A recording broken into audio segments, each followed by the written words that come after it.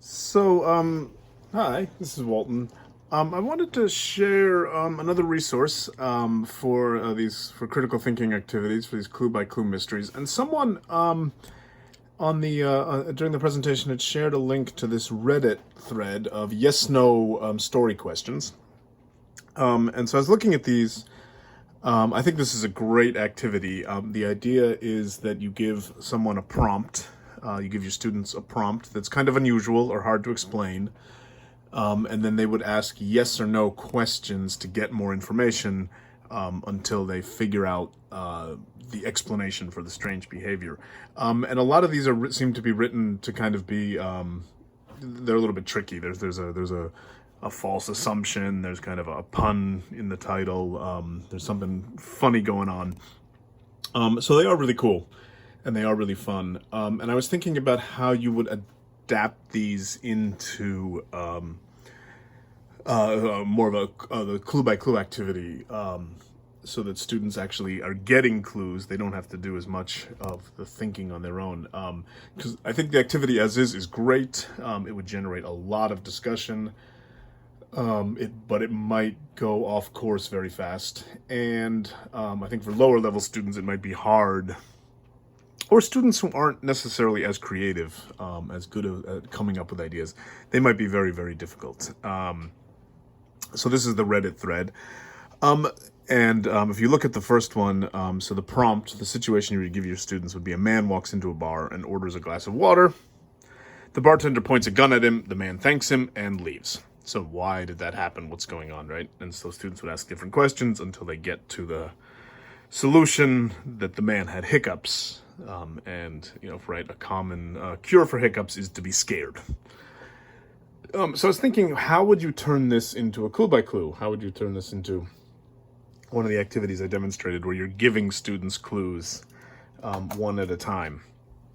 And I was thinking about it. What I think I would do with this is I would take the prompt, and leave it like that. I might give a little hint that the man thanks him and leaves, and then what happened, or why did the bartender do that, or some way of hinting that there was something going on with the man. But what did the man do to make the bartender point the gun at him? And then I talked about this in the presentation. When you're writing clue by clues, kind of thinking about which way are your students going to be thinking, and how can you make clues that lead them in the right direction and lead them away from the wrong direction, and still have some fun. So for this one, what's the most logical explanation that a bartender would point a gun at someone? What's the first thing that's probably going to pop into your student's head and maybe even get stuck in there? And I would think that the man was some kind of robber. So you might write a clue. You could write a simple clue like, the man is not a robber. If you had more advanced students, you might write, the man was a police officer, or a well-respected member of society, with lots and lots of, with a well-paying job, which hints that he probably was not trying to rob a bar. And then I think the second thing that just kind of pops out to me is, what if the bartender is just crazy, right? I think that's where a lot of people get stuck. They just think, these people are just crazy, and I don't know, there's no solution. So you might just put in a hint that the bartender was, again, the bartender had just been to the doctor, who said he was in perfect mental health. The bartender was a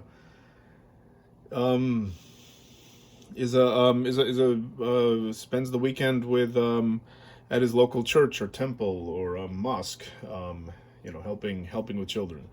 Something to indicate that the bartender is a nice guy. Might work. He's also a Boy Scout leader if you're here in the U.S. So something to indicate the bartender is not violent and not crazy. And so now I think those are the two explanations that the two most logical red herrings. And again, for more advanced students, you might want to kind of take them down a path and then cut it off. So you might want to say, the man was having some money troubles. But actually his wife, lent him his wife had just made a great business deal, gotten a promotion at work, so they had lots of money, so everything's fine.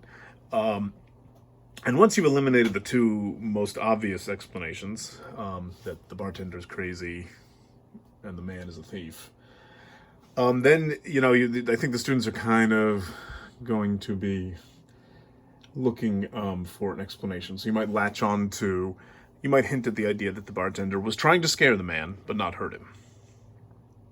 So I might have a clue like, the bartender wanted to scare the man, but not hurt him. That actually sounds like a pretty good clue to me. And then your students will now start thinking about, why do people scare people? And why would the man thank him? Why would you want to be scared? So they might think Halloween. You could write a clue about it's not Halloween. Or the more subtle variation would be, it was the 5th of July.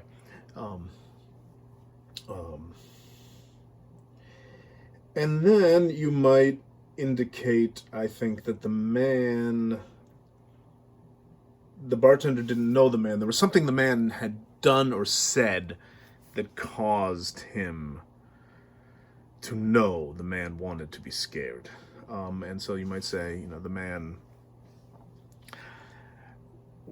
as the bartender, when the bartender heard the way the man was talking,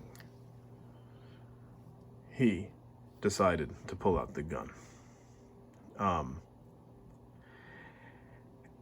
And then I think some students might start to get that hiccups. The man had a way of talking that was sort of unusual. And then the man had been having trouble, had suddenly had some kind of problem that suddenly came while he was at the bar talking to his friends. And then it's hard. It's hard. I'm thinking, I'm doing this spontaneously, but I'm thinking the hard part about hiccups is we don't really know what causes them, right? If you could have another condition that had a clear cause, then you could put that in there. But I think you can kind of hint at the idea that this man has some kind of condition, and that's what caused it, and then lead them to hiccups. And I'm also thinking for this one, this is a good logic puzzle one. It's not really a crime, which is fine. I think if you were doing younger kids, or you didn't think it was appropriate to talk about guns in school, of course the bartender could say "boo" instead. But I like the idea of the bartender because it's a stranger. You might want to have a clue in there somewhere that the man and the bartender don't know each other. Man walks into a bar for the first time. Oh, that's right. It says he walks into the bar, so so he wasn't there before. But you could have that in there. So that's what I would do with these. Is I would take the prompt, and then figure out how the students are going to be thinking. What are the most logical, reasonable things students will be thinking, and then push, and then give clues that eliminate the wrong possibilities and push them towards the right possibilities. And this particular thread is pretty good. Some of these are a little gory, and some of them I think are a little bit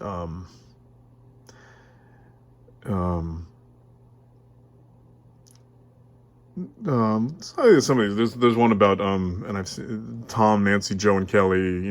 Tom and Nancy go to a movie, Joe and Kelly die, or Kelly dies and Joe did. Well, it turns out that Joe is a fish and Kelly is a cat. I don't really like those kinds of tricks, but if you do like those, then there's a lot like that. And I just when I googled yes no stories, yes no riddles, I found a bunch of these.